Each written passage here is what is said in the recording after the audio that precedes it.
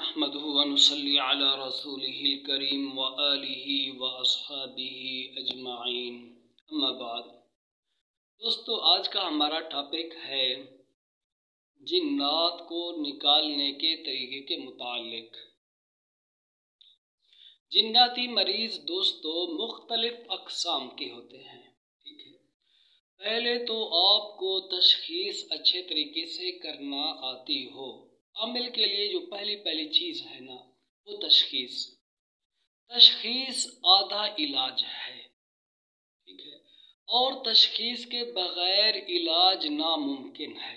आपको तशख़ीस अच्छे तरीके से करना आए, आप समझ सकें कि जादू का मसला है, जिन्नात का है, नज़र बद का है या कोई जिस्मानी मसला है, इसका आपको कन्फर्म पता होना चाहिए।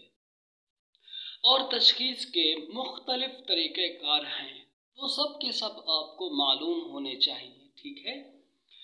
अब किसी के ऊपर जिन चढ़ा हुआ हो और आप उसका बाजू नाप रहे हों, कपड़ा नाप रहे हों, वो वक्त फिर तशख़ीस करने का नहीं होता।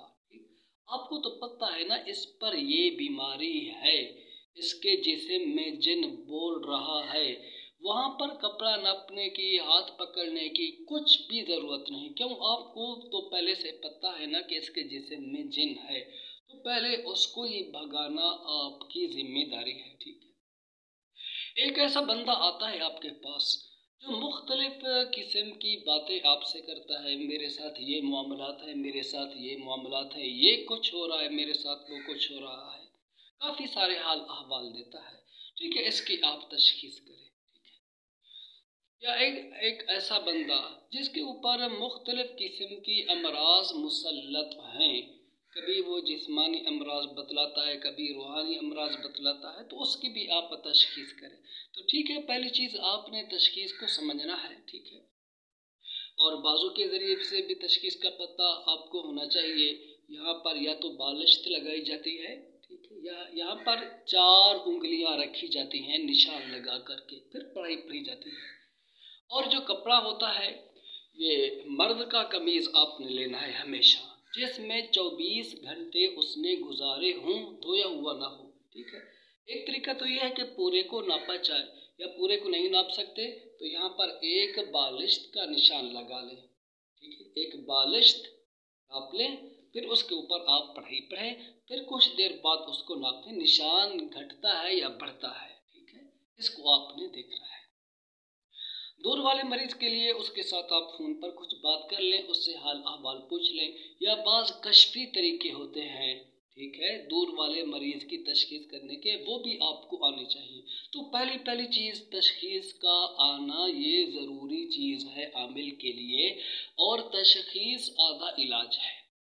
यूँ ना हो कि मिर्गी के दौरे पड़े हुए हों और आप उसका जिन निकाल रहे हों उंगली पकड़ करके, इसका ख्याल रखना है। हस्ट्रिया के दौरे हों और आप उंगली पकड़ के जिन निकाल रहे हों, इन गलत फहमियों में आप कभी भी मुब्तला न होना, अगर न आप कामयाब आमिल नहीं बन सकेंगे। क्यों?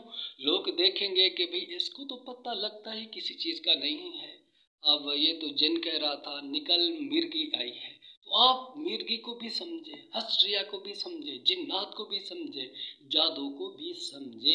इन सब चीज़ों का आप कसरत से मुताला करें और आमिलीन हजरात की मुशावरत से चलें, आपको हर एक चीज़ का पता लग जाएगा। जब तशख़ीस आएगी तो मिर्गी वाले का भी आपको पता चल जाएगा कि इस पर मिर्गी है, जिन नहीं है। हस्ट्रिया वाले का भी पता चल जाएगा कि जिन नहीं है, हस्ट्रिया है इसके ऊपर, ठीक है ना। इन सब चीज़ों पर आपने अबूर हासिल करना है। अगला मरहला आता है इलाज का, ठीक है। अब इसमें मरीज़ कुछ अक़साम के होते हैं।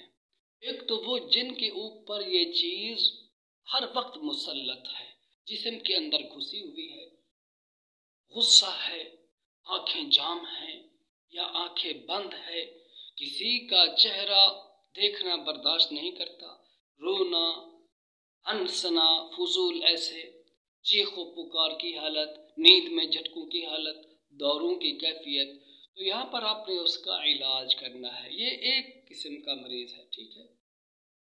ये ऐसे मरीज होते हैं कि इनके जिस्म के अंदर जिन्नात व शयातीन घुसे होते हैं, ठीक है। ये जिस्म में घुस जाते हैं, ठीक है।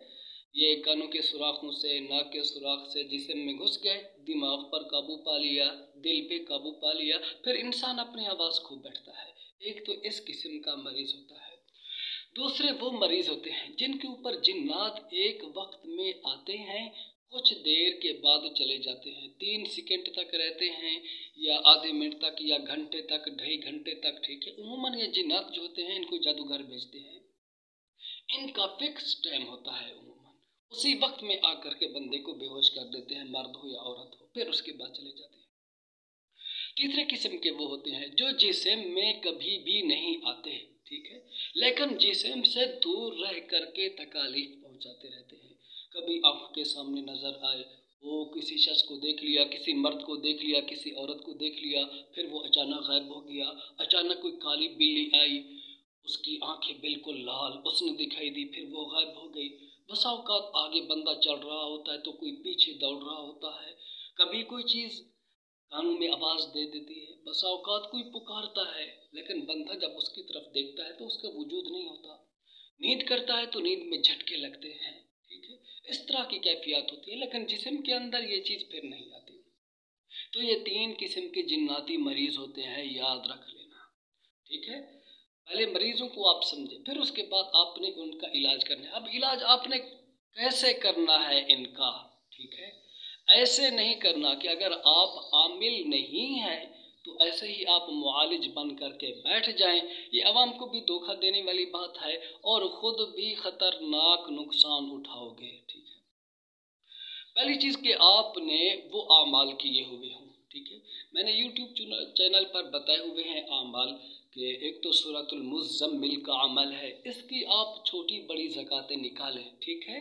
अगर आप ये काम करना चाहते हैं, 41 बार वाला चिल्ला करें, ठीक है, 82 बार वाला, 101 बार वाला, 121 बार वाला, ठीक है। इन बड़े चिल्लों में जो 101 बार वाले, 121 बार वाले एक कर लें, ठीक है। या फिर आप सूरतुल मुज़्ज़म्मिल के 41 बार के 3 चिल्ले निकाल लें लगातार, ठीक है। 120 रात का इसका अमल आप कर लें, ठीक है।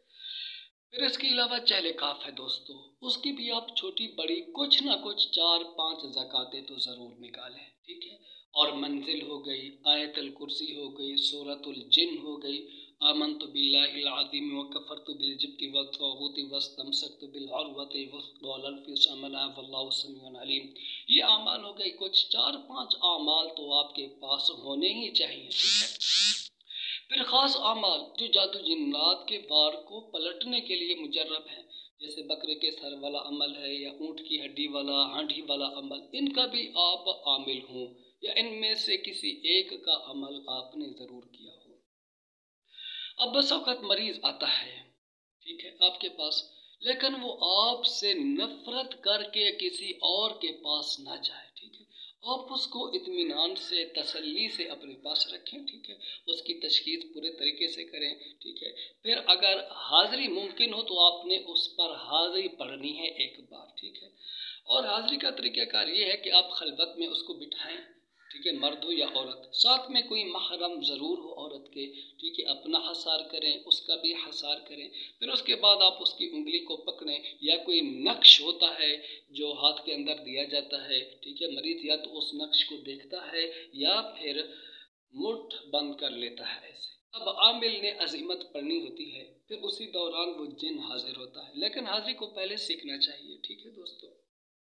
तो एक बार हाज़िरी ज़रूर की जाए, उसका मज़हब पूछा जाए, किस मज़हब से ताल्लुक़ रखते हो, तुम्हारा नाम क्या है, क्यों इसको तंग कर रहे हो, ये पूरी डिटेल जिन्नात के साथ पूछना पड़ती है, फिर उनको रफ़ा दफ़ा करना पड़ता है, ठीक है, ठीक है। और बस औक़ात ये चीज़ हाज़िर नहीं होती है, ठीक है, पीछे रहती है, वजूद में नहीं आती। तो अब उसके लिए आपने क्या करना है, आपने मरीज़ पर पढ़नी है, ठीक है। उसके चेहरे पर दम करें, उसके दोनों कानों में दम करें, उसके सीने पे फूंक मारें, ठीक है। पानी दम करके दें 41 बार आयतुल कुर्सी का। इसी तरह नुकूश दें गले में डालने के, पीने के। 21 दिन का कोर्स आप उसको दें। फिर ये कहें कि 21 दिन के बाद दोबारा तबीयत चेक करवानी है, ठीक है। जब दोबारा मरीज़ आ जाए, कुल्ली तौर पर ठीक हो तो फिर ठीक है, फिर आगे इलाज की ज़रूरत नहीं, लेकिन कुछ मुख्तसर सा हसार आपने उसको दे देना है। लेकिन अगर कुछ असर बाकी है तो फिर और 21 दिन का कोर्स दे दें, ठीक है। ठीक है, अगर बाज़ लोग कहते हैं ना कि जिन दोबारा आ जाता है, तो दोबारा किस वजह से आता है, ये इश्काल होता है ना। दोबारा इस वजह से आता है कि उसका असर मरीज के जिस्म में कुछ बाकी होता है, फिर वो दोबारा आ जाता है। अगर कुल्ली तौर पर असरात मुनक़ते हो जाए फिर वो दोबारा नहीं आता। ठीक है, इसके लिए हिफाजत करना पड़ती है। जब भी वो जिन्नाती मरीज सोए तो उसके कानों में अजान, इकामत, ठीक है, आयतल कुर्सी चारों कुल दम किए जाए, फिर दोबारा उसके जिस्म में वो दाखिल नहीं होगा। सुबह शाम इसको इस अमल को किया जाए या फिर रात को सोने से कबल इसको किया जाए। फिर इसके साथ साथ आपका दिफा मजबूत होना चाहिए, ये बहुत बड़ी अहम चीज़ है। देखें, दिफा जो है ये इलाज से मुकद्दम है। अगर यूँ ना हो कि आप उस पर फूंक मार रहे हों, उसका इलाज कर रहे हों, उल्टा फिर क्या हो जाए, आपके बीवी बच्चों पर असर पड़ जाए, आप पर असर पड़ जाए, यूँ नहीं होना चाहिए। आपका दिफा मजबूत हो और हर जिन्नाती मरीज से आप सदका ज़रूर वसूल करें, ठीक है। फिर 2 हिस्से आप अपने पास रखें, एक हिस्सा आप अल्लाह के रास्ते में खैरात कर दें, ठीक है। उससे फिर क्या होगा कि आपका ये काम भी बढ़ेगा, ठीक है। लोग कहते हैं ना कि हमारे पास लोगों का रुजू कम होता है। जब अल्लाह के रास्ते में देने वाला कोई बंदा बनता है तो फिर लोगों का रुजू ज़्यादा बढ़ता है। फिर ये एक बड़ा फ़ायदा ये होता है कि आमिल से ये चीज़ें फिर टल जाती हैं। सदक़े के बारे में आता है ना कि सदका बलाओं को टालता है, तो वो बलाएं जिस तरह मरीज़ से टलती हैं, इसी तरह आमिल से भी वो टल जाती हैं। तो ये तो था हमारा आज का टॉपिक जिन्नात के इलाज के हवाले से। इंशाअल्लाह ताला कुछ और बातें भी हैं, वो भी इंशाअल्लाह अगली वीडियो में आप दोस्तों के साथ मैं शेयर करूंगा कि काफिर जिन्नात हों उनके साथ क्या मामला किया जाए, मुसलमान जिन्नात हों उनके साथ क्या मामला किया जाए, मरीज़ की कैसे हिफाजत की जाए कि दोबारा उस पर असरात ना हो। इसके लिए कुछ ख़ास नकुश भी होते हैं, वो भी इंशाअल्लाह ताला मैं आप दोस्तों की खिदमत में पेश करूँगा। आखिर में छोटी सी गुजारिश, हमारे चैनल पर नए हैं तो सब्सक्राइब लाइक ज़रूर कीजिए, वीडियो पसंद आए तो शेयर कीजिए, ज़रूर आपको पसंद आई होगी, मैं यही उम्मीद करता हूँ। अस्सलामु अलैकुम रहमतुल्लाह।